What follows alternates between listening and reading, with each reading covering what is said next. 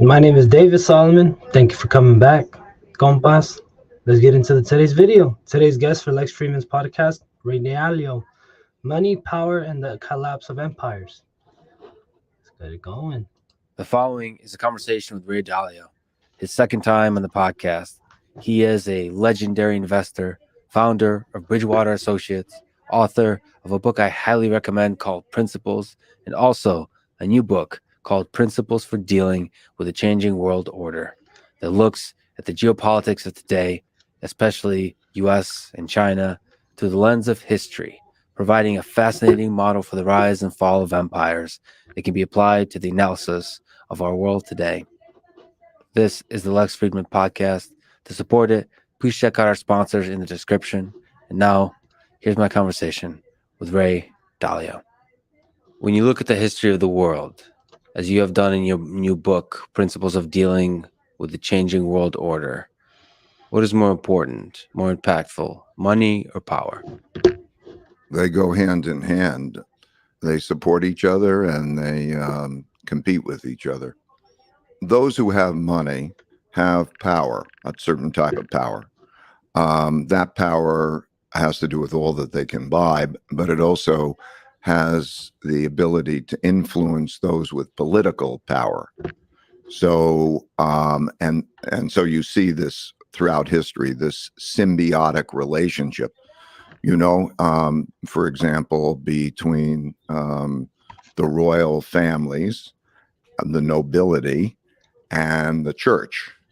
So you see that group of people supporting each other in various ways, and then wrestling around with each other for the money and power among that group. So the dynamic that's quite classic is you could look at the parties in power back in, the 16th, 17th centuries. You would look at royal families, nobles, and the church, if you're in Europe. And then you would look at agricultural land, and there was a certain dynamic. And that varies over time. It changes as those people get thrown out and technology changes. So when the society evolved so that it would produce goods and services, and you have something like the Industrial Revolution, the first Industrial Revolution, you have machines, and you have the talent of people that are off the farms, and then you have a struggling for power. You see that power mix change. And so we don't see that same power mix anymore, but you still see the same dynamic. You see those with money dealing with those who have political power around those assets that are considered most valuable, to particularly the productive assets that produce money. And political power is usually centered around nation state. So the major locus of power is the nations. Yes. In 1668, after 30 years of war, there was the development of nation states. Before then, it was really the development of countries as we know it, that there were borders, and that within those borders, those who had control got to control it, and there were not to be intrusions in those borders. And that's how we established the nation state. And then, of course, within each country, there is levels. There is a central level, and then there is typically a province or state level down below, and then there's a municipal level, so they each have different levels of power, and it's the coordination of those that determines how the country is run. You write that the, quote, archetypal big cycle governs the rising and declining empires and influences everything about them, including their currencies and markets. The most important three cycles are the ones you mentioned in the introduction: the long-term debt and capital market cycle, the internal order and disorder cycle, and the external order and disorder cycle. Can you describe this big cycle? There are two orders. There is an order by a system, how the system works. So there's an internal order that is the internal governance system, and it's usually set out in a constitution or some agreements. And then there's the world order, how the world system. So, for example, in 1945, at the end of a war, which is basically a fight for determining the world order, the winners of the fight got together and created the world system as we now know it. 44, they created the Bretton Woods monetary system that determined the money, pretty much. And because the United States won and had 80% of the world's money, gold was money then, and it has 80% of the world's gold, and it was half the world economy, and it was the great military power. The order was built around an American world order, so that the United Nations was in New York, the World Bank and the IMF were in Washington, and they built that new order. So classically, you have a war to determine whose rules we're following, and then you have the new order being constructed. After that, there is usually a period of extended peace and prosperity. Peace suits prosperity. And so there's not, and the reason you have the peace is because no one wants to fight with the dominant power. You know you're going to lose. You've surrendered. There's been the surrendering. They carve up the world. They say what it's going to look like, who's going to control what.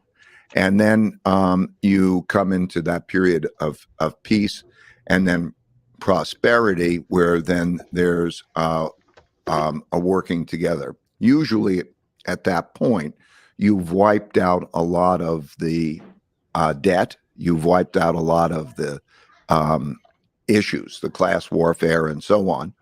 And then there's good working together. So those great periods, such as the Industrial Revolution in the late 1800s, or what we've experienced in the post-World War II period, are peaceful and prosperous periods led largely by the dominant world power. Over a period of time, since really 1500, and maybe before, but really 1500, when the Dutch invented capitalism. And what I mean by that, they invented the first capital markets, the first stocks and the first stock market.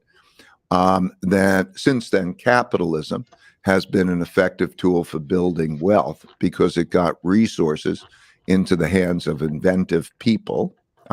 That's when we moved from agriculture to the importance of inventiveness of people. They got resources, and then they built that prosperity. In that process of doing that, they create wealth gaps naturally. Those who make a lot of money make a lot more, and then those that don't. And it also produces opportunity gaps because, for example, those who earn a lot of money, have that wealth, they have the power to educate their children in a way that others don't. And the gaps grow. And also the debts grow at that time. When they go around the world with their competitiveness, they earn a lot of money. So, for example, the Dutch Empire, learned how to build ships and that would go around the world. A key ingredient of this improvement in this cycle is the improvement of education. And by education, I mean the skills that come from education, but also civility, the ability to deal well together. So the Dutch invented ships that could go around the world, and they had military power, but they were also a very inventive society. 25% of the world's new inventions came from the Dutch. And so as they went around the world, they also brought their currency, and they brought their military. They needed the currency. They paid for things and that currency. And then the more that happens, the more that becomes a reserve currency. And then they have their military, so they need their military strength. And so you see it evolve in all of those ways. But over a period of time, as they become more successful and more expensive, they become more expensive. And newer countries come along, like the UK, then learn to build ships from the Dutch, and could do that less expensively. And also, when they become more expensive, so less competitive, and also the work ethic begins to change. They believe that since they're richer, they can enjoy life more. They don't have to work quite as hard. And so you start to see the tilt. Now you start to see the development of the top. And when you have a world reserve currency, that allows you to borrow a lot of money, because those who want to save want to hold your money, and that means that they'll lend you money. And so those countries get deeper into debt. So you see that they gradually lose their competitiveness, and they get themselves into financial circumstances which are not good, and they have large wealth gaps, which set the stage for downturns. And when they have downturns, the first question is, do they have enough money? And traditionally, money is resources. So you classically see that the coffers are bare, that they're spending more money than they are earning, and they run out of money in the coffers, and their granaries are empty rather than stocked, so that they give them the buffer. And as that deteriorates, that worsens conditions. And if they have a rival power that's also challenging them, they see greater internal conflict over wealth. And then they have the problems internally and the problems externally, which usually results in an internal war or an external war that leads to the change to the New World Order. And to you, the Dutch Empire is a good example of that. The British, what are some of the key examples that you think about in the book of this process that followed the big cycle? Well, the leading reserve currency empires, but it applies to all the empires, were the Dutch, the British, the American, and the Chinese. But you could follow the same pattern. In the book, it was very important for me to not just use words and concepts, because that's subjective. It was very important for me to use actual measurements. So as you see in the book, you can see every level of this. You can see where's the education level, what is the military power, each one of those, and you can see them back going over the 500 years. And so you can see the arcs and the composition of those arcs. And what you see is really, in most countries and most dynasties, you can see that. But you also can see through those numbers the health of those countries. Today, there are statistics that you could that are in the book that show what is the level of education, what is the level of economic output, what is the level of military strength, what is the level of a number of different measures of strength, so that you can then compare that. And I think that because they're objective measures of strength that you could see change, that shows the picture of where we are today. And I think one of the most important things about the book is that it allows people to monitor how those things are transpiring. I think for policymakers, are your policymakers doing a good job? And there's so much subjectivity in that. But I think it's very simple. If those lines on the chart are improving, if your health index is improving, then you're moving toward a better life. So that's what the book works like. Also, it was used to create a model for the future. In other words, there are cause-effect relationships. Everything that happens has reasons, causes that preceded it, that made it happen. And so by having all those in numbers, one can see the probabilities of certain things happening. So that's what you see in the book. It's not just, Ray's interpretation. I didn't want to make it Ray's interpretation because I don't know if I'm right. Yeah. So one of the fascinating things in the book, so you have list these 18 measures, and there's like a little scorecard for the countries of the world today. So let's say U.S., China, and Europe, and what it was 20 years ago, and looking at the change from 20 years ago, and that's another indicator, the change itself, to see where things are headed. Maybe can you comment on, from a score perspective, how is U.S. and China doing? And in the 18 measures, what are some measures that stand out to you as particularly important to think about today for the United States, for China? Well, there are a number. Financially, what you see in the United States is that we're borrowing a lot more money, creating a lot of debt, and we're printing a lot of money. And our capacity to do that is limited, first of all, because when there's a sale of a bond, when the government borrows more than it borrows money because it spends more than it takes in, you have to sell a bond. And the world right now has a lot of US dollar denominated bonds because as the world's reserve currency, they sold in them. And they have very bad returns, negative real returns significantly, and so on. So that means that more bonds has to be sold than are bought.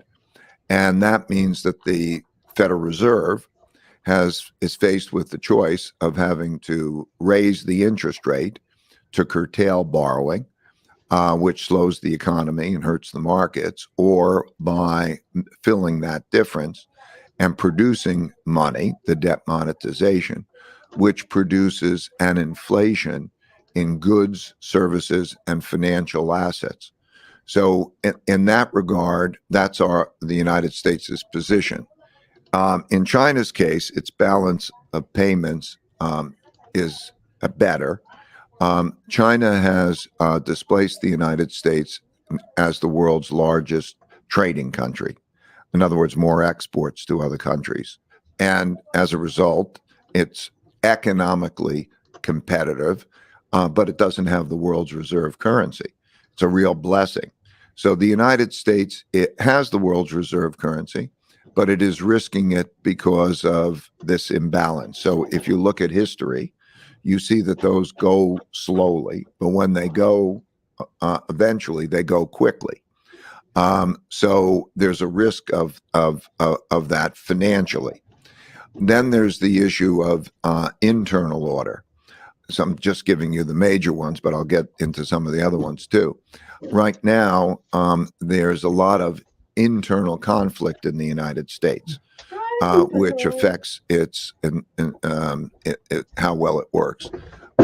In China, there's less internal conflict because it's a more autocratic state, but also they've created this bifurcation of what is political and what is economic in terms of producing that prosperity. So if you stay out of the politics, pretty much, and then you're seeing entrepreneurship, you're seeing the finances of new businesses and so on. And so that internal working, that's subject to different people's interpretations, whether they like it or not. But the internal conflict in terms of those kinds of measures is less. Sorry to pause on that for a second.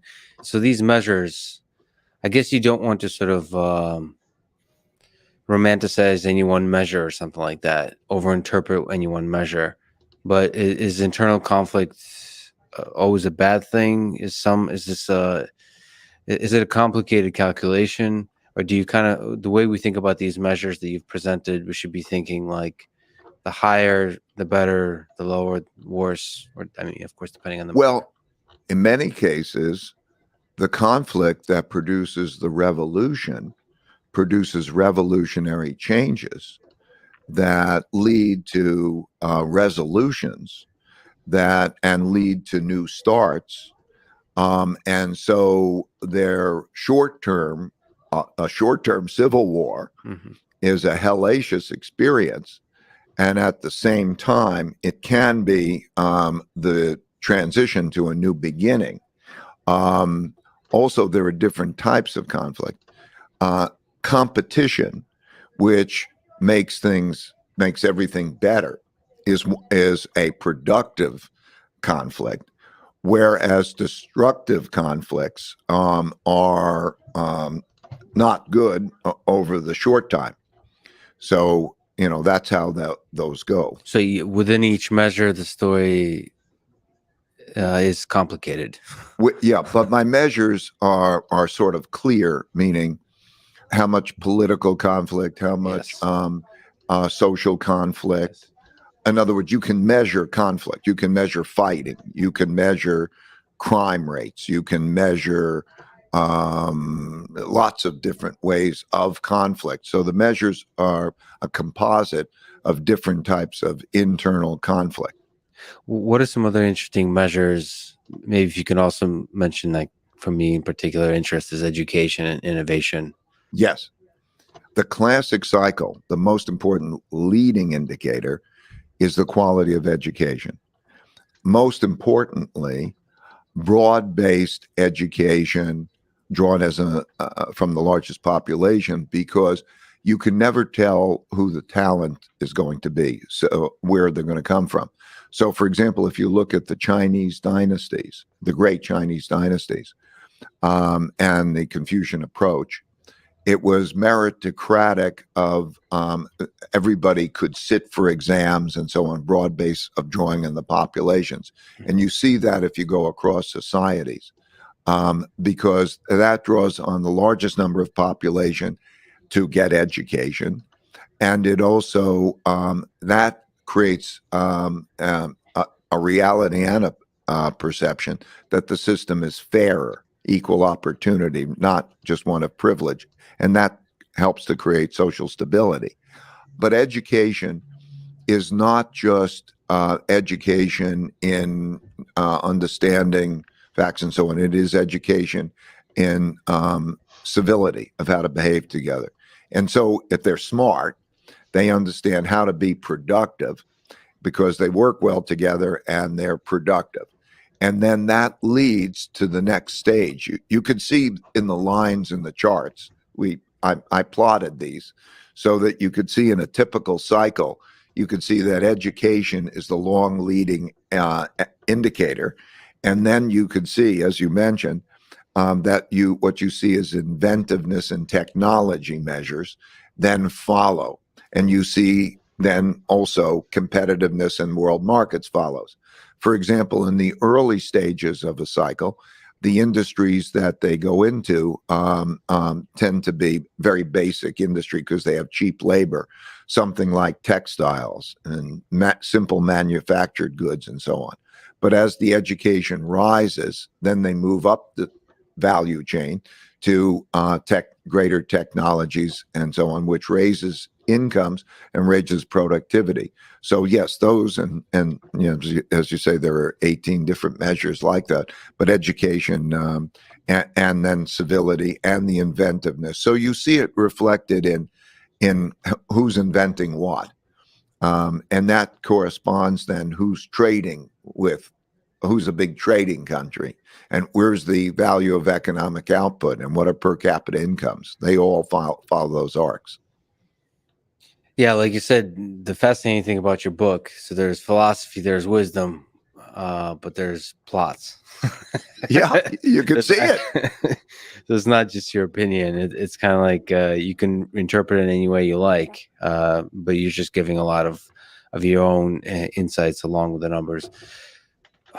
If you were to look at the American nation, the American empire, and the trajectories looking into the future, given these measures, what is the trajectory that leads to the collapse of the American empire based on these measures? What are the concerning indicators? And if those break down further, what does that look like?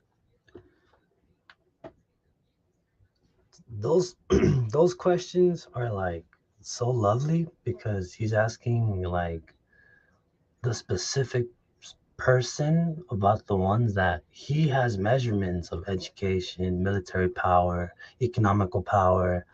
So he asked them that question to see what the path looks like and his aspect pretty much. And that is unique because he has the ability to ask the person the right things because his knowledge is backed by that question.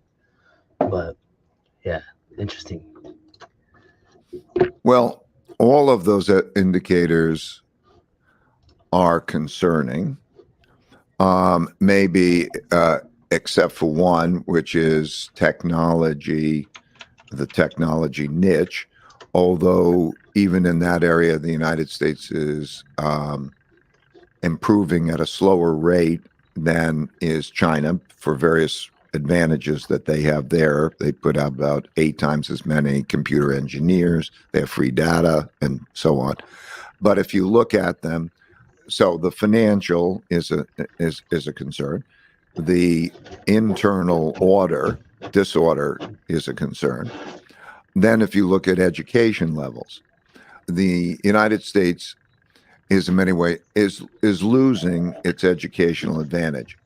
If you were to compare it with China, if you take general public education in the United States, it's deteriorated tremendously, even in comparison to developed countries. There are scores, PISA scores, and so on, and it's something like 38th in the world or something, and that was a big plunge. Average public education. If you look at the best universities in the world, the United States is unique in having the best universities in the world. So there are these privileged spots that are, excellent, uniquely excellent. So when you look at the comparison, education in China is improving rapidly, and the quantity is a quantity of educated people in the areas that they're moving in is greater, and the resources that they're putting behind it is greater, and so you see the results are greater. But it's sort of along the lines that I'm dealing with. If you were to follow through in terms of actual productions, I think in terms of technologies, there are some areas that the United States is in a lead at the moment. There's some areas that China's in a lead, but China's gaining very quickly. When I first went to China, 1984, I would bring $10 calculators, and I gave them away as gifts to high-ranking people, and they thought they were miracle devices. Right now, in terms of areas like quantum computing and AI and many areas, you have a race going on. And so if you take the trajectory of the competitiveness, not just look at the current level, you have a situation where they're improving at a much faster rate. This is all good for the world if the world can get along. And the main thing I think is in how do you have a healthy world, and how do you have a strong economy, and how do you have a strong situation, is be strong. The United States' war is with itself. That's the main war. It's very simple in history. Be financially sound, earn more than you spend, and be strong in these ways, and pretty much everything will take care of itself. But you make it sound simple, of course, because there's a momentum when things degrade, when the education system degrades, when you start borrowing, when all of these indicators, once they start going down, there's a momentum to it, right? So it's hard to reverse it. Right, and there are circumstances that you're then in. For example, indebtedness. It's politically desirable for those to borrow money and spend, because their constituencies only look at what they get. And when they get a lot, they don't pay attention to the balance sheet and how much debt is on the books. So it's always better to borrow, spend, and then leave the cleanup to the next guy. Mhm. And so you inherit a lot. You inherited, as a new president enters in, or new legislators, they have a lot of debt. They have a broken down infrastructure. They don't have enough money to fix that. And so that's the lay of the land that the prior generations put you in. And there you are. And so that's right. It's difficult because when you start to think, okay, what's healthy? Well, earn more than you spend. Well, that's not so easy because, what does that mean? Go earn more? I mean, okay, that's not so easy. Spend less? That isn't going to work.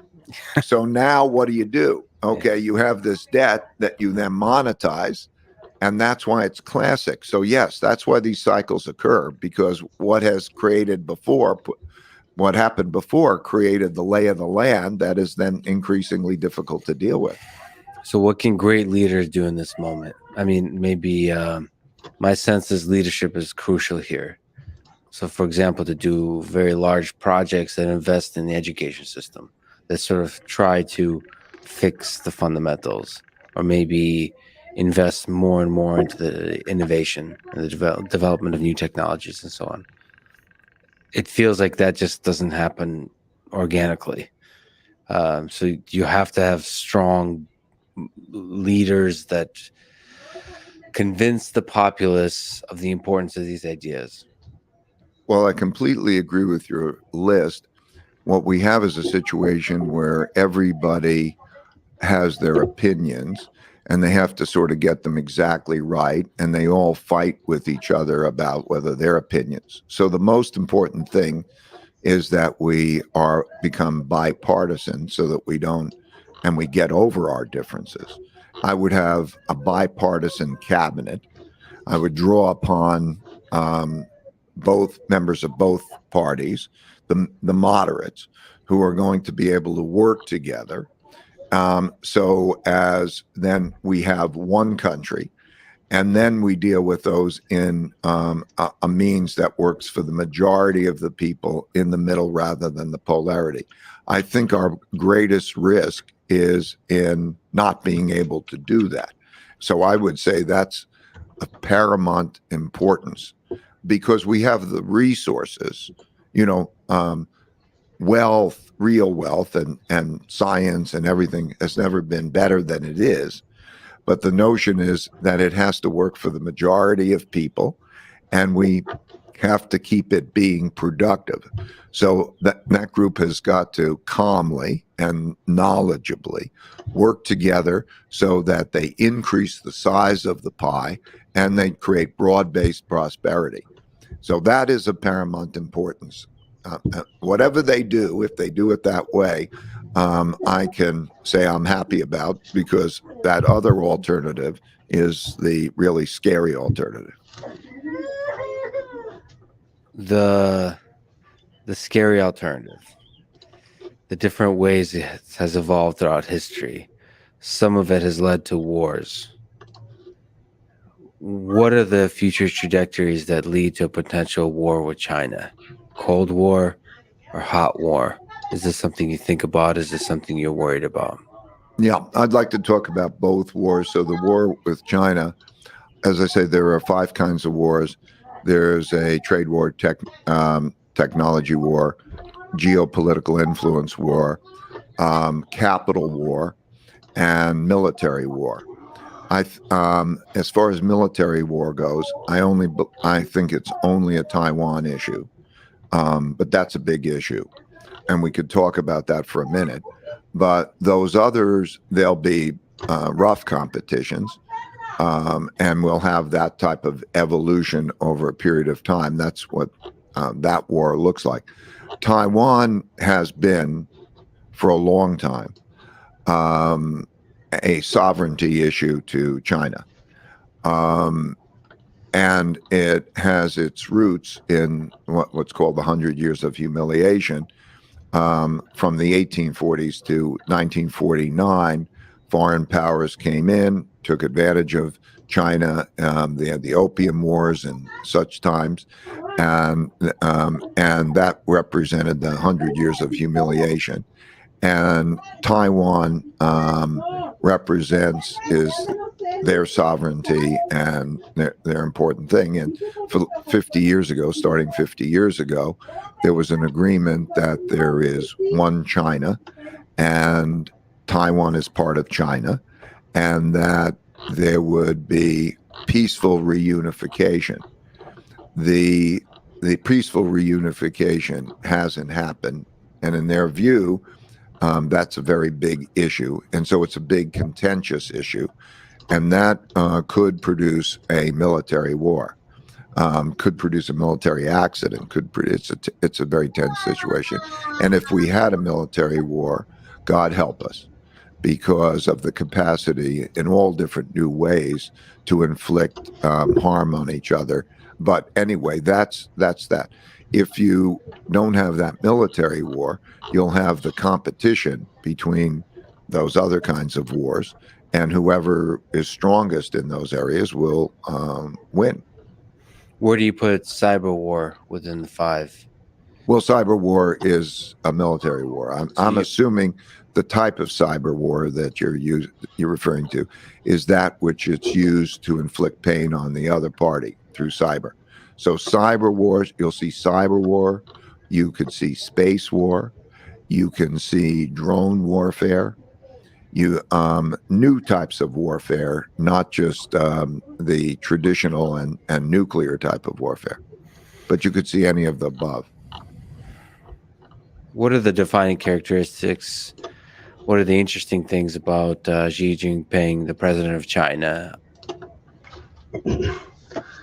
This is why this podcast is so crazy, because I'm literally sitting here at the age of 23, never met Lex Fried in my life, and I'm just stuck in this this room with two very grown men talking about grown men problems, and I'm just like, man, I have to help. Like, I have to help. And the one way to help is to improve myself, be useful, be helpful, think about everything, and be wise on who you help.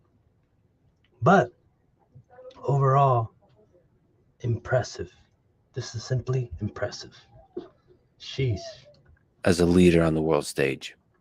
His father was a early leader. He was himself in the Cultural Revolution at times treated brutally, and during that period of time, it was very, very difficult. And he came up, through the ranks, and he's a very intelligent man. When he first came to power, as you know, they have 2 5-year terms, and we're now coming to the end of the second of those 5-year terms. When he first came to power, he felt that there should be a lot of reform, and reform meant moving to much more of a market and open economy. When that happened, him coming in, I had some contact with economic policymakers, and the circumstances then were that 5 major banks lent to state-owned enterprises and local governments with implied government guarantees. And so there was not control of that, and the movement to a more of a market economy, and the development of markets was a primary, and also the dealing with the corruption issue. There was a lot of corruption prior to that, and that was viewed as an existential threat to the system. So that became the primary objective. And then as time progressed over those 10 years, there was a lot of changing in the world their financial circumstances, opening many other markets. They particularly getting money to small and medium-sized enterprises, and developing a lending system, and then establishing controls on it. So right now, there's a vibrant capital markets. You can raise capital, you can be an entrepreneur, you can become a billionaire in the capital markets. And they developed the markets to be the second largest capital markets. At the same time, they had to deal with their rising debt issue, which they began to deal with really about 4 years ago, when the second term began, and then Liu He became the vice premier responsible for that, and to deal with those issues. So you see right now that what's happening is the dealing with the real estate bubble. There was a development in real estate, a bubble, which produced a lot of unproductive lending. And Xi Jinping said, houses are meant to live in, not to speculate on. And so that was wasteful. So they established what they call 3 red lines, which are financial ratios that the property developers had to live within. And that is then causing the adjustments that are going on now, which in my view are very healthy, because whenever there's bankruptcies and so on, most in the public think, okay, that's a problem. It's in many cases really a cleaning up of bad debts and bad practices. And so that's what's going on. So that's, let's say, economically. At the same time, there is the changing relationships, the changing world order, the changing relationships with the United States and other countries, which is becoming much less cooperative and much more warlike, much more confrontational. Those two things, the domestic debt problem and the domestic, has led to what they call core leadership, which means a leadership more around him that is less challenging, because they believe in history that during very difficult times, a more centrally controlled decision-making process lends itself better than to a more fragmented political contentious project. And that's basically what's going on now. You said it very eloquently, but you mean the leadership is surrounded by yes men, and there's a lot of centralized control. That characterization is much more black and white than it really is. But it leans towards that direction. There, like, for example, of the standing members of the Politburo, 4 are more allied to him, 3 are less so. You have to understand that it's kind of a collective leadership at the top. Mm-hmm. And then, of course, there's just jockeying for power, in a highly political sense at the top. But no one leader can be successful against all those powers at the top. So it's very politically negotiating. It's very much more like if you put in the United States the Democrats and the Republicans, and they had to be in the same government and they work it out. It's kind of something like that. And then so that's that struggle, but it's an internal struggle. Where do you put the importance of some of these ideas at the founding of the United States? Now we're talking about that at the context of China, the freedom of speech, freedoms. What China is doing with the central management of a lot of things, it's enabling a lot of growth, but it's also limiting people on the very basic level in terms of freedom, the kind of freedom that I think can lead to entrepreneurship, to starting new businesses, to having big dreams and chasing those dreams, and then creating totally new things in whatever the space, maybe in technology, in business, and whatever. How important is that as a metric for society? Well, they have a view which is the idea of a dialectic, which means that two things are at obvious, that everything comes with pros and cons, and two opposites exist. And you want the benefits of those two opposites. And how do you deal with the benefits of those two opposites? Right. So let's say you want the capital markets because it gets money into the hands of the entrepreneurs who are motivated, they build fortunes, and that drives an economy to do very well. And at the same time, it produces the other problems, the wealth gaps, the other problems in the debt cycle that we're talking about, and so on. And Deng Xiaoping, how do you reconcile communism and the market economy and the capital markets? And he famously said, and if it doesn't matter if it's a white cat or a black cat, just as long as it catches mice. In other words, if it works in making the country richer, then that becomes the objective, and then they move that along. So there are these conflicts. And one of the leaders described it to me as follows, because it's confusion and it goes back over a period of time. There's a hierarchy, and it's an extension of the family, he described it.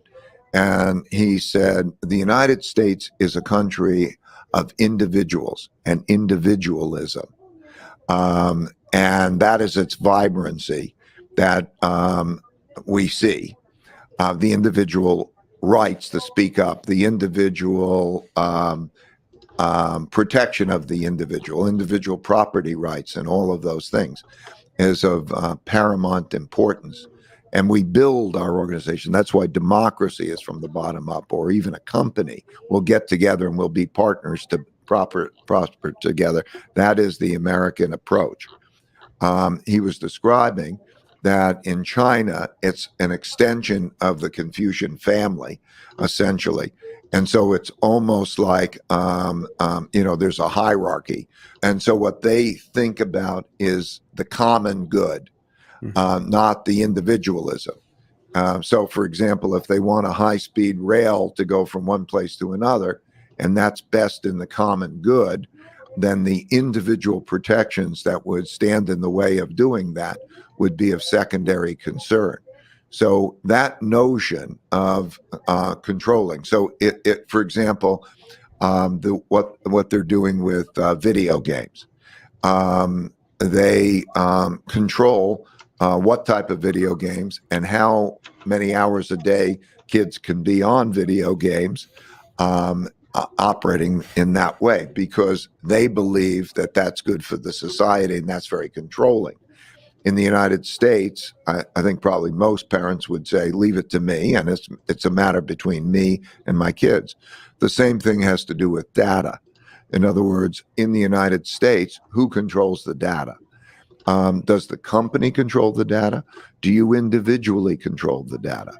And so the inclination would be to figure that out, but nobody would say that the government is going to control the data because of our inclination of really anti-government control. In China, it would be that the government will control the data because that's going to be best for the society, and it depends who you trust, but so that difference in philosophy is very much at the at the heart of that. As far as your question in terms of effectiveness, it really is, in China's case, it's how you balance the things, right? So what they're attempting to do is to create a lot of freedom and creativity in areas that are not political, let's say. And so you see a lot of entrepreneurship, you see a lot of product development, you see a lot of creativity happening in that way. So the stereotype that you don't see creativity happening is an old stereotype. There's a lot of creativity certainly happening, and the system can work well if they can achieve that kind of balance. It's proven to have worked well. Since I started going there in 1984, per capita income, real per capita income, has increased by 26 times.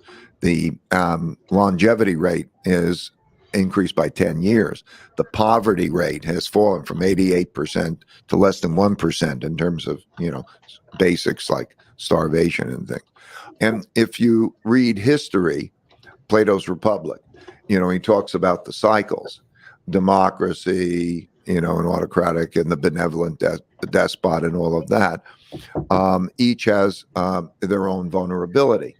The vulnerability of democracy, which has been a remarkable system, and I don't have to extol the benefits of it, but the vulnerability of it has always been the internal conflict that produces itself as anarchy. In World War II, 4 democracies chose to be autocracies because there was internal disorder, and there was the belief, will somebody bring about order and get control of this situation? That was in Germany, Italy, Japan, and Spain. They were parliamentary systems that turned themselves over to that. So both systems have vulnerabilities. I think the main thing that we need to think about is those vulnerabilities. Democracy is an amazing system because the adherence to the rules and the system and the checks and balances is quite amazing, and it gives it a flexibility to change without civil wars. But there has to be the respect of the rules. And when you see something like they will not accept elections, or they will not accept rules, history has shown when the causes that people are behind are more important to them than the system is in jeopardy. So we have a situation that's very much like that in terms of, let's say, the 2024 elections. I believe that there's a very high chance that neither side will accept losing, for example. And so we have that kind of a situation. So one would hope that one could rise above the disagreements and rely on the system for resolving disagreements. Because if that doesn't happen, then we have our own chaos. So the kind of the trend that started in 2020, I suppose it's been there, it's been growing. One representation of this internal disorder has been the growing trend of being skeptical about the results of the election. Well, it started before that. There was the emergence of populism before President Trump was elected. He was basically elected as a populist because there was a large percentage of the population that felt that the system didn't work for them. And he tapped into that. And he was largely elected as a populist leader, first populist leader in a developed country. And so populism began then. And that was a battle of one group against the other group. And so since then, it's been like that, and it continued to grow. You've mentioned the vulnerability of democracy, the internal disorder is the vulnerability of democracy. What's the vulnerability of a system like China? Maybe one way to say is put China aside and look at history, look at Soviet Union.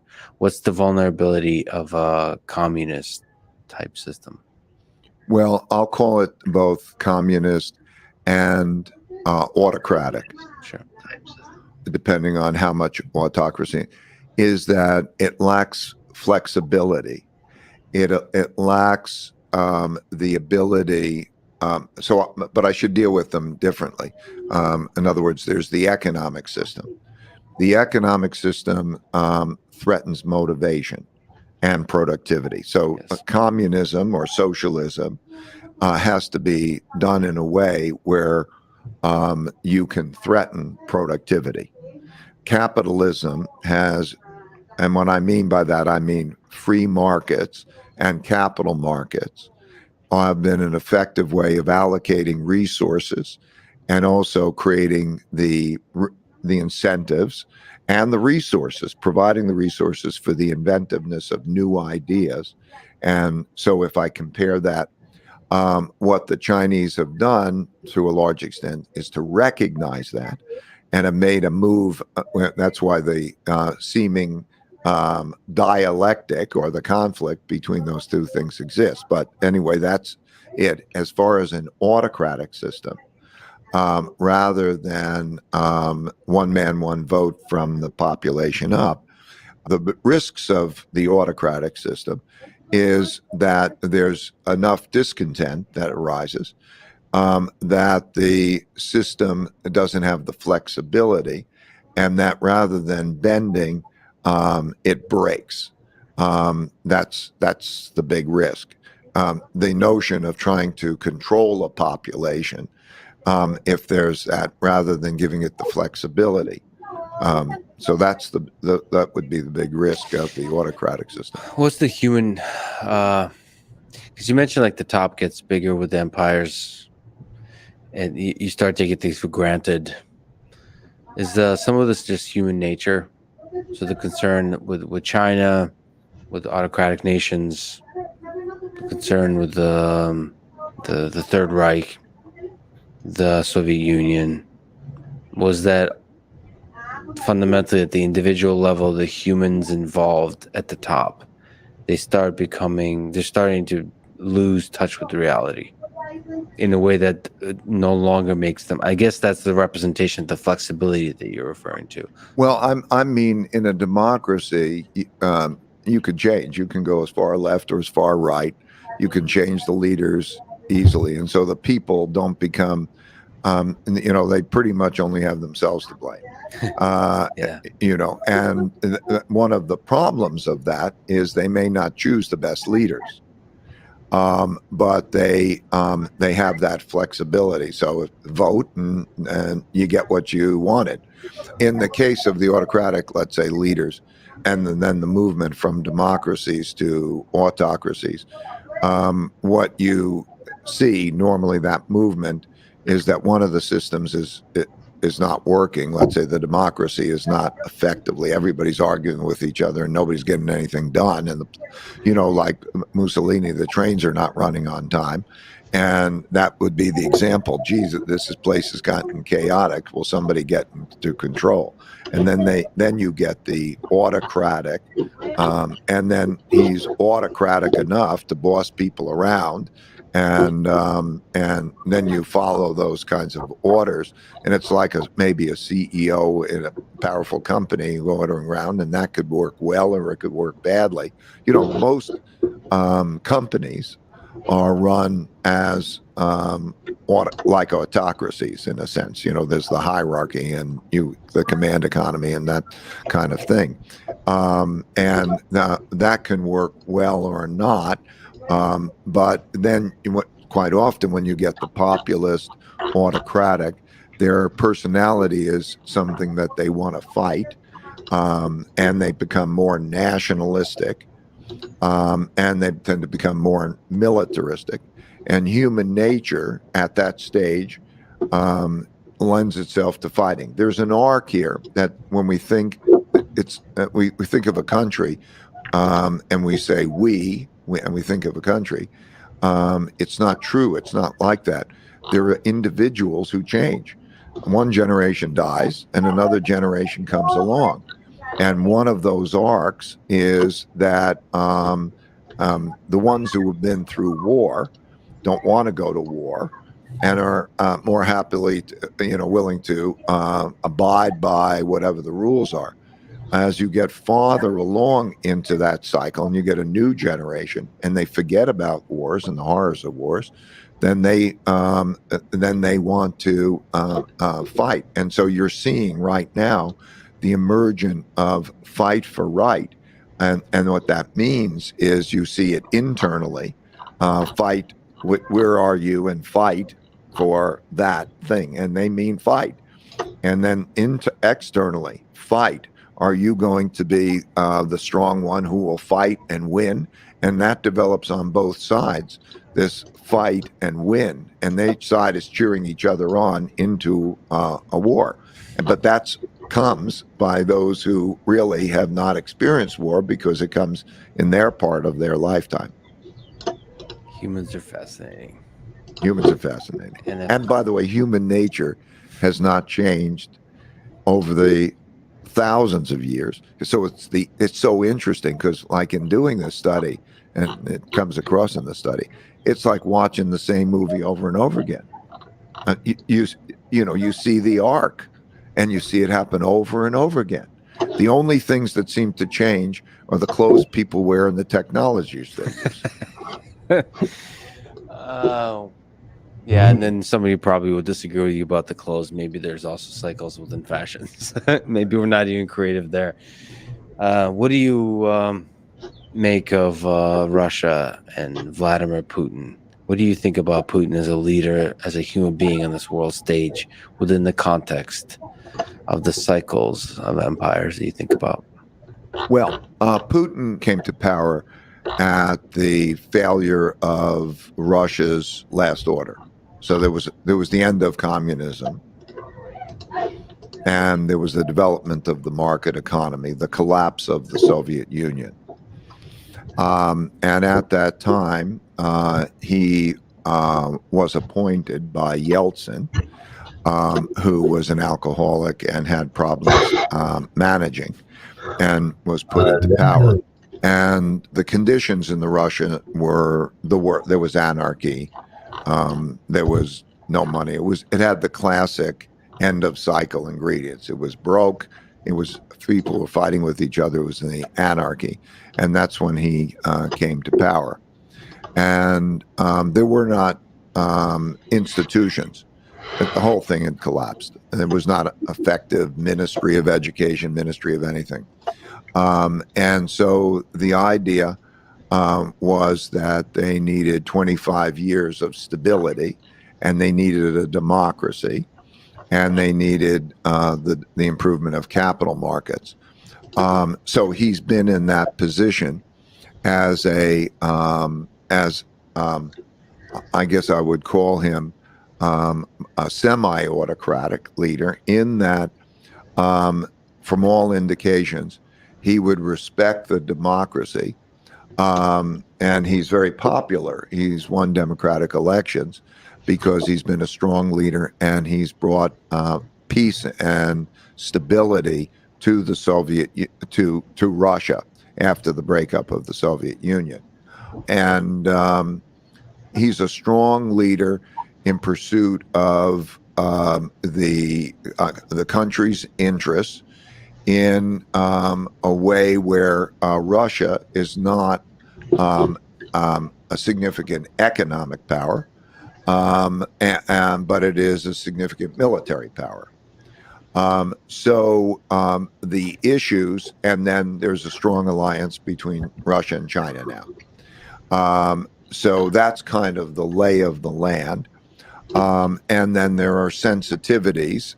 The Ukraine issue is a sensitivity because of there are a lot of Russians who live in the Ukraine, and there's also the issue of NATO on their border.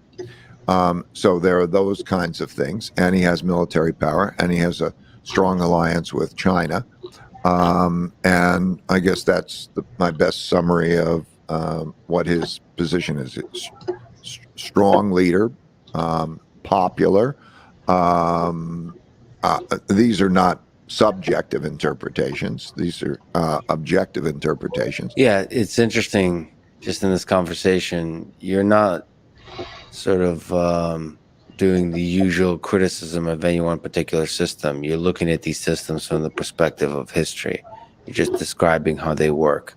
It's often times when you talk about what Russia is today, or what the Soviet Union was, or what China is today, is you start to criticize, well, they do this kind of censorship, or they do this kind of, they limit freedoms in this kind of way. But you're just kind of describing this as a nation with ideas, what they think is right. This is how they hope to get it to work. This is why it's working. This is what's not working. Here's metrics that show that it's not working. I think that's a refreshing way to think about it. It's easy though. I mean, you got some criticism saying that I think China's a strict parent. Um, some people criticize these countries for doing for violating human rights. I suppose there's some people that criticize the United States for violating human rights.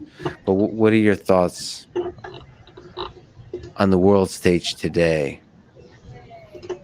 about some of the behaviors of these governments in terms of respecting the basic rights of human beings? You described accurately how I just try to look at things in a non. I don't want to impute my values Yes. on anybody. I mean, there are intolerable things, so I'm not saying there aren't intolerable things. But one of the great things of being an American here is that I grew up with all different nationalities having all different points of view and all different religions and all different ways of operating.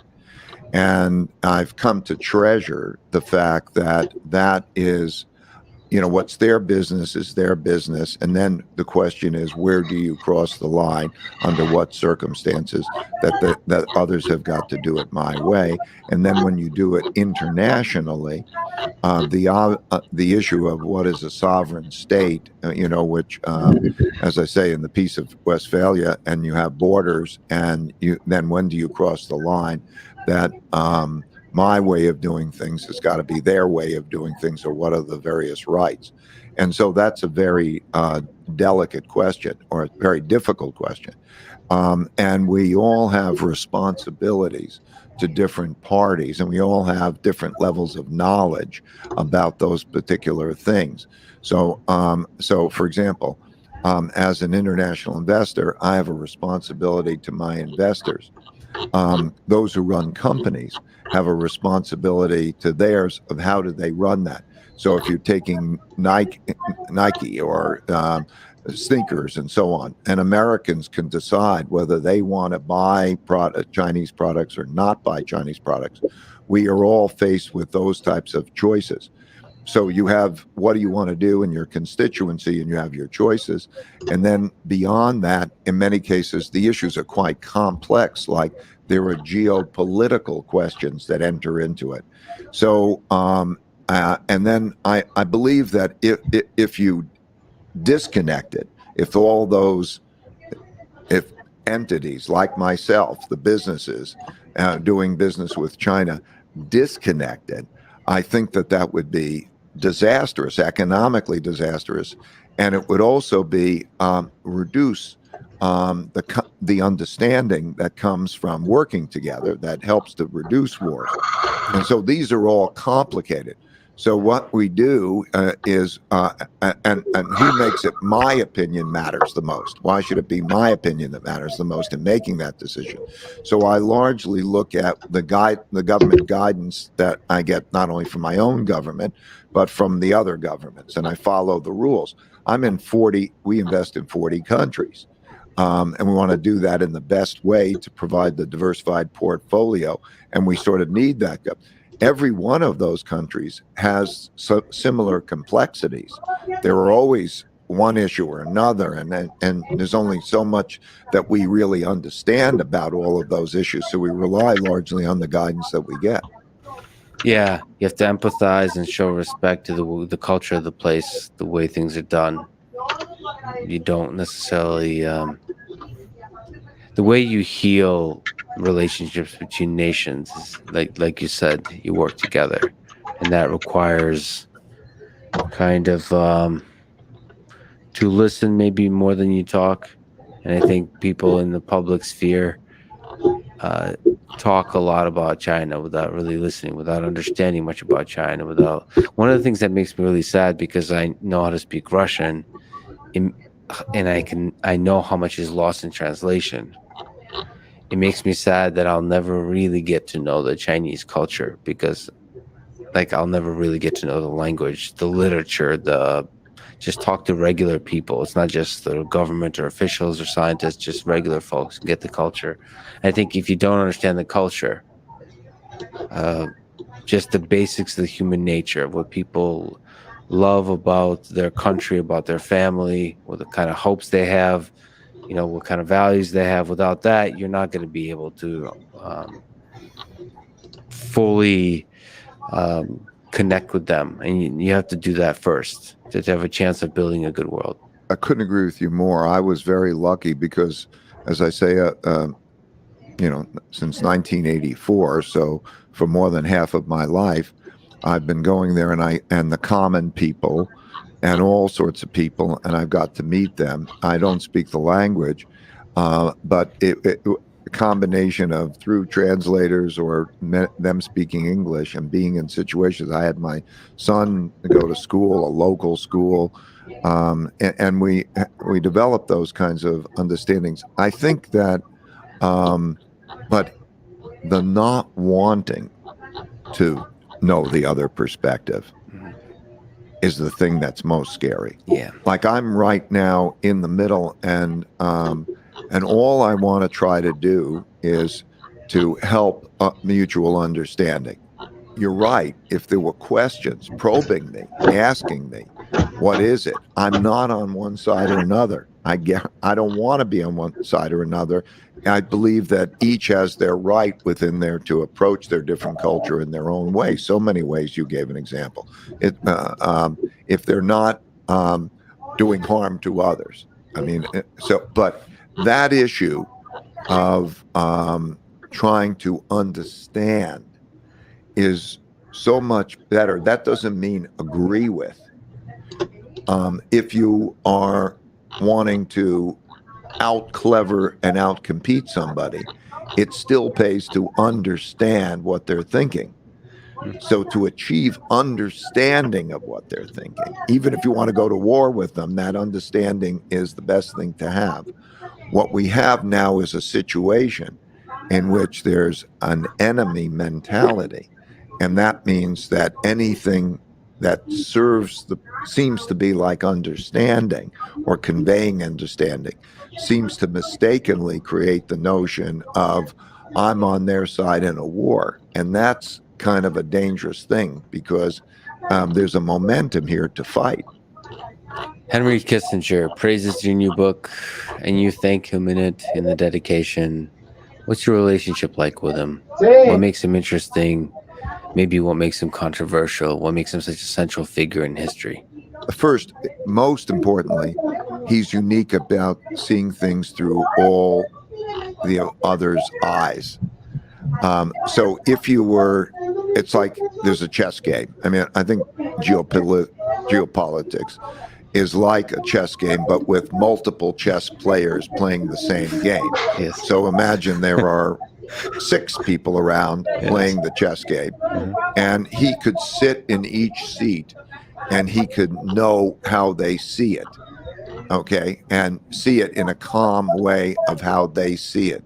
He's unique in that way. He's 98 years old, and he's equally able to do that. And he has a background that in which he's a historian, so he really understands history super terrifically. He doesn't understand economic history as much, so that's why, to some extent, we enjoy having a conversation because he's interested in the economic piece he doesn't know, and I'm so interested in the geopolitical piece that I don't know as well. But anyway, he's able to do that. But not only a historian, but a practitioner. So when you go from an academic to a practitioner who has that talent to see things through others' eyes in an objective way and to be strategic rather than just tactical, that's a very special person. And that's why Henry is, to me, a very special person. Yeah, he's lived a fascinating life. Just all of the world events he's been involved in is fascinating. And like you said, that's such an interesting skill to have, to consider what are the concerns, the hope, the dreams, the fears of all the people at the table. What are they thinking?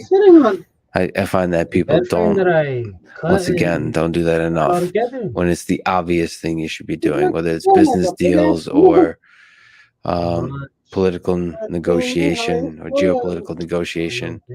I'm often surprised, again, sorry to go to the Russian thing, because I hear sort of Yeah, like just I imagine hear Putin this. talk in Russian, and you start to infer certain intentions, and like Live not the streaming, trivial stuff, live like the streaming human shit. being. What is Yeah, that human being hoping for himself, for his I country, don't care. for his close inner circle, for the I don't bigger, care. Yeah, like, look, and I just see that that's yeah, often just lost in like you translation. can I go just see on like like my YouTube American channel, leaders talking to Putin, and it's just not. There's not a connection. my name. Absolutely. I know exactly what you're talking about. It has never failed that in my listening to a conversation or even reading a speech and you see then But the it goal here is reported, just, inevitably the just get reporter like, picks some because I'm gonna just watch the Lex headline Fridman, all his characterization videos, and that then see has if I can very gather little views. to do with what was really happening, This is but right might now. be a If headline you click on my grabber live, it's that's right now. some It just kind of lags a little bit. distortion, and there's a lack of understanding of really what's going on. Are you on If it's it or okay, no? let me ask you a couple questions about Okay, cryptocurrency. good. You've had a few opinions about Bitcoin over the years. What are your thoughts about Bitcoin today? Its role in the global financial system and just in human society in general? Oh, it's not lie. That's Well, the evolution of Bitcoin over the years is one of the things that has influenced changes in my view. It has proven itself. yes, sir. Something like 10, 11 years ago. Imagine the Yeah. programming of this, and you throw it out, and that's the idea. It has not been hacked. It has operated. It is built.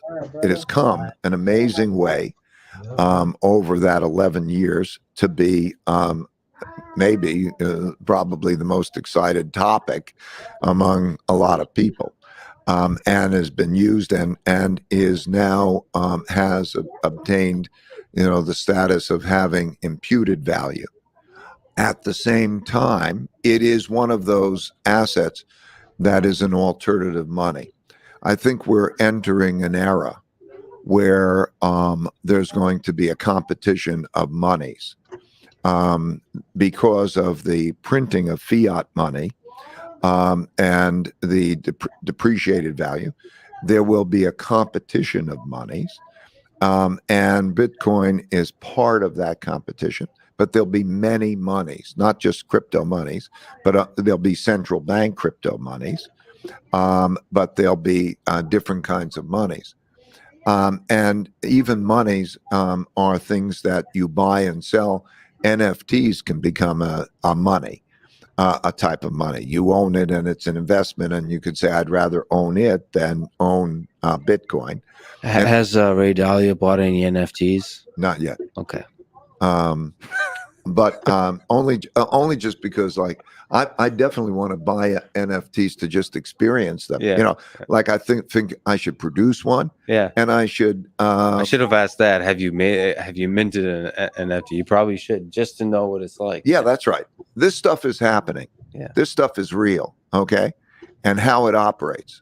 But like all new real things, some are going to go and some are going to, it's like in the internet in the year 2000, pets.com could have been but maybe pets.com doesn't make it. And who knows? That's the beauty of the competitive system, that it'll evolve, and some things will be treasured and some things will be trashed. So, but when I look at it, I think we are in an environment of, what is an alternative money. A money has two purposes: a medium of exchange and a storehold of wealth. And we are looking for, and it's portable, and and it's best if it's recognized in other countries. So gold is one of those. So I look at it as an alternative gold, but I look at a number of things as alternative gold. And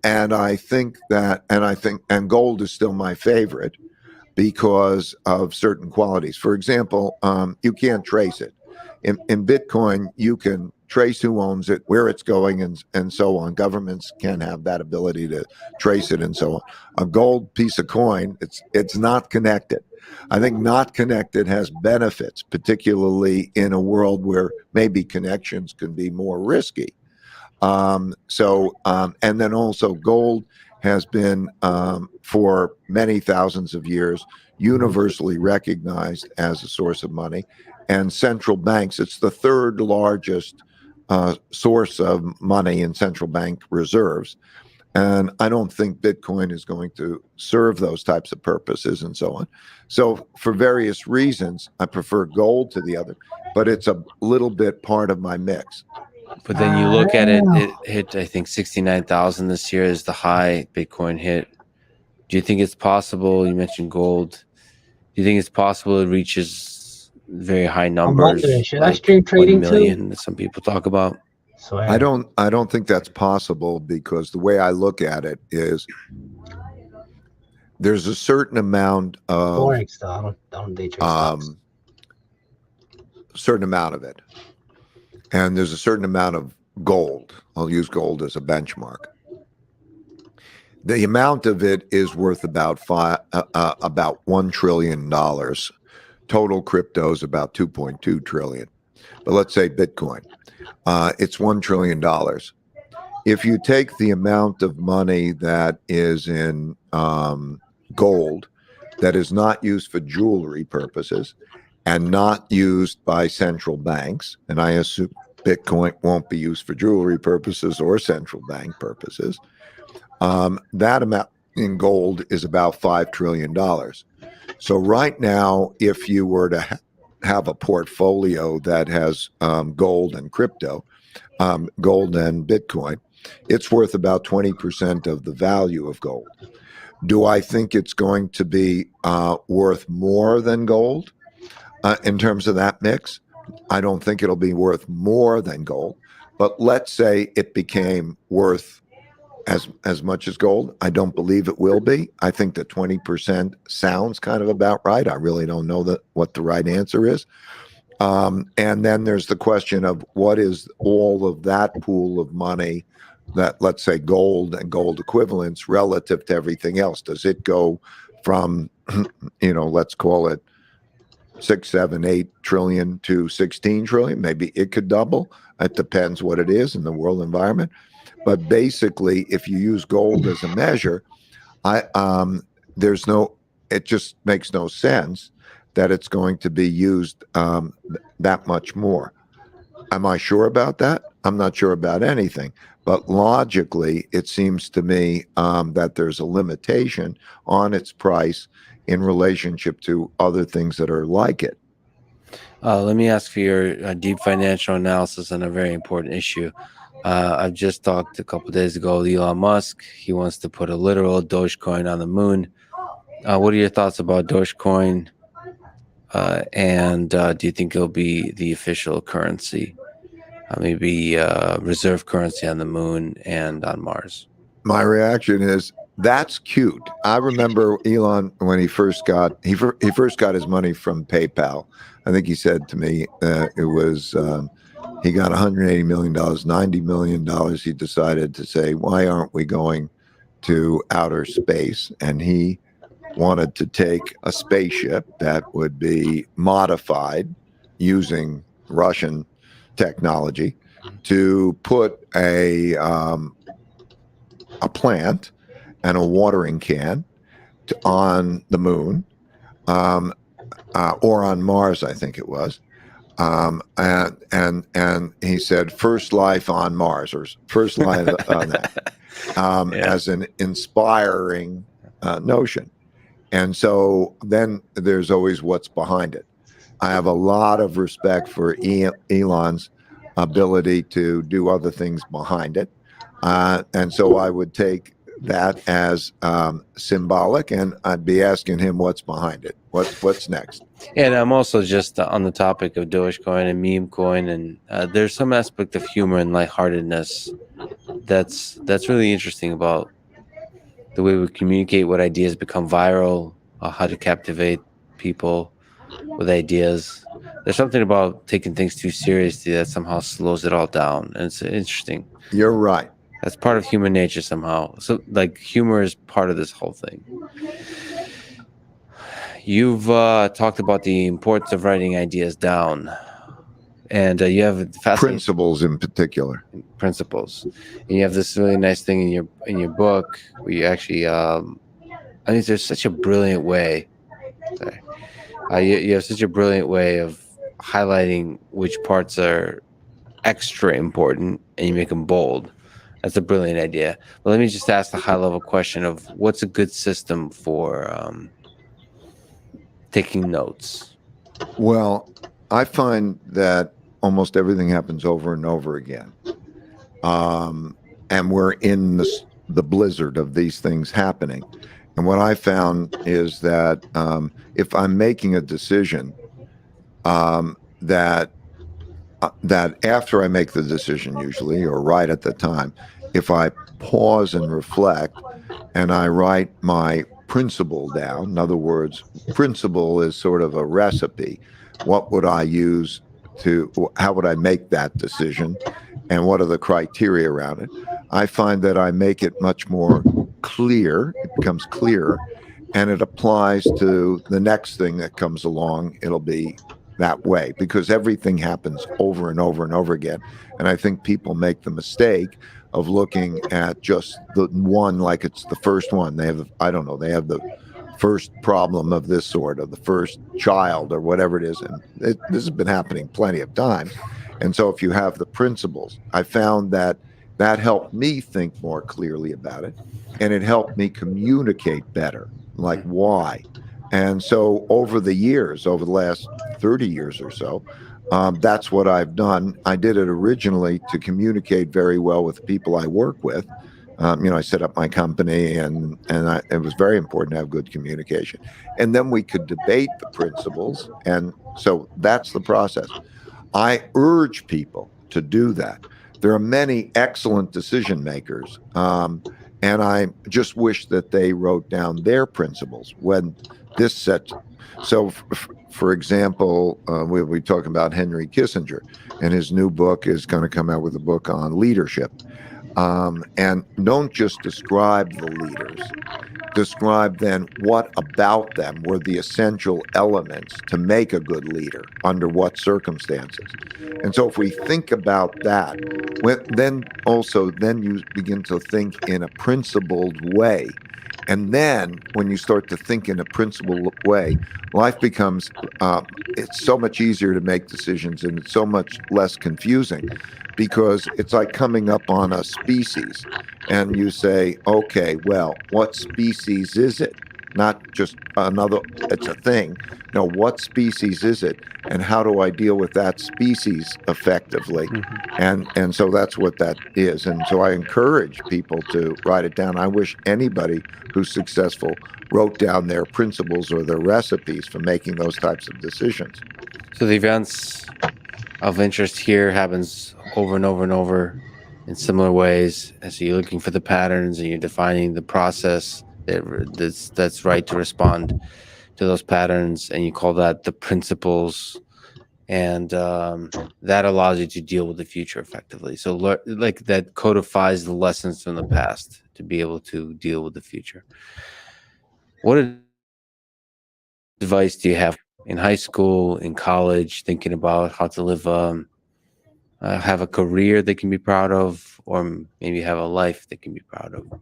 Know yourself, follow your passion, make your work and passion the same thing while considering the money part, because money will get you freedom and choice and be able to make that. But if you know yourself, feel the pull, and pursue that passion.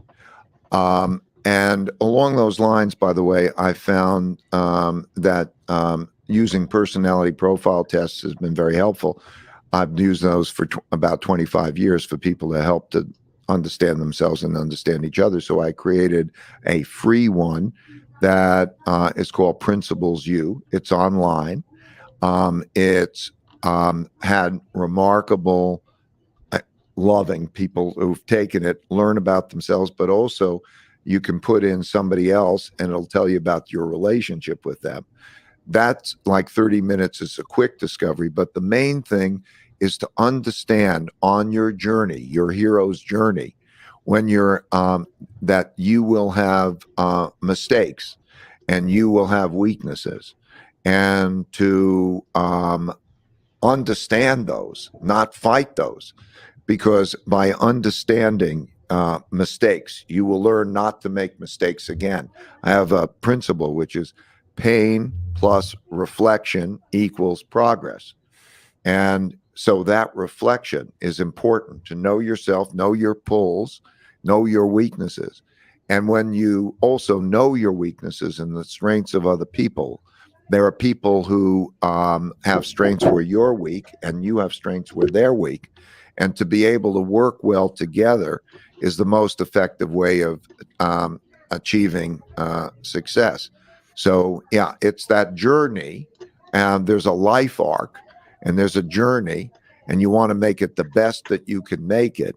And it has, it's like a video game. It has the challenges and the obstacles and the learning experiences and the temptations and all of that. And the maximizing learning to go where you want to go to achieve the life you want is the most important. That's kind of maybe a long-winded way of saying it, but to learn, I think I'll try to say it simply. There's a 5-step process. Step 1 is know your goals. Know what you're going after. You could have almost anything you want, but you can't have everything you want. And so you have to prioritize, and you move in that direction.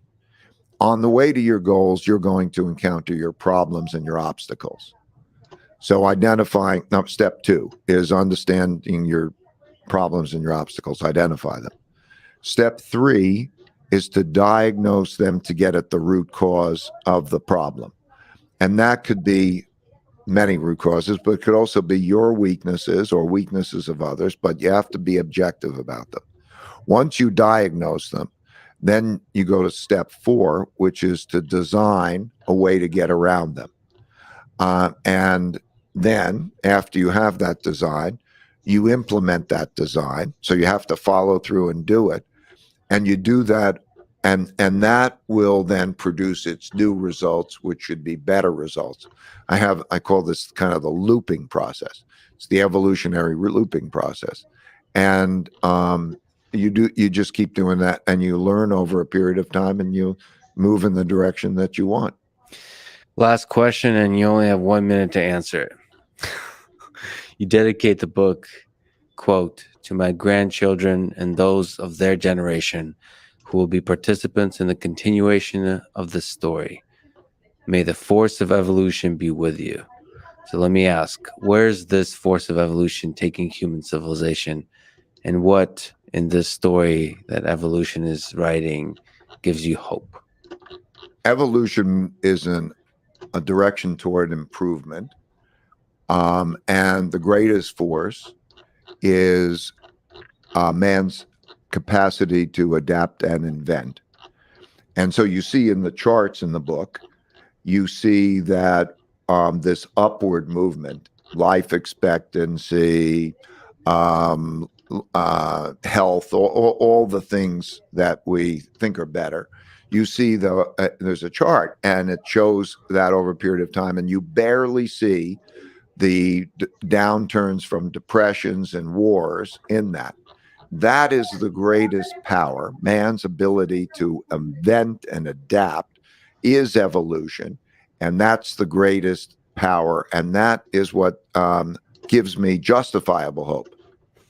And a continuation of that, like we mentioned with Elon, maybe we'll become a multiplanetary species. So not only will we keep creating amazing things here on Earth, we'll keep expanding out into the cosmos. My time horizon doesn't have me analyzing that yet, but I hope so, and I agree that would be in the natural. So I'm not going to ask you for the best financial system on Mars. I think we'll focus on Earth for now. Right? Thank you so much for your brilliance, for the books you've written, for the works you've done, for the inspiration of millions. So, and thank you for spending your valuable time here with me today. Thank you. Thanks for listening to this conversation with Ray Dalio. To support this podcast, please check out our sponsors in the description. And now, let me leave you with some words from Ray Dalio himself. Every time you confront something painful, you are at a potentially important juncture in your life. You have the opportunity to choose healthy and painful truth or unhealthy but comfortable delusion. Thank you for listening and hope to see you next time.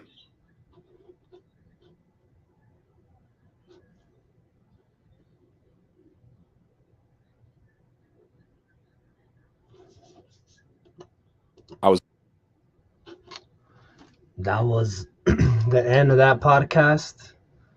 That was very mind-boggling. The effect doesn't really hit me until like around like an hour later. I get thinking, but like, subscribe, make sure to hit a bell to turn on the notifications so you guys can know when I go streaming. And hopefully we can get to continue this exposure of intelligence that not many of us get to experience due to the fact that our algorithms are fairly strong. So stop scrolling, come join my live, and let's get in this room with grown men and listen to grown men problems.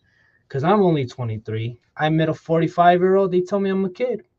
So as the time being, let's hear grown men problems and let's help them out while we still got their intelligence before we have a years of lost of generation of intelligence. We cannot let that happen. Our goal is perfect exposure, moderate exposure, carefully calculated place exposure to information. But next time, come join with me. Thank you again, and see you guys soon.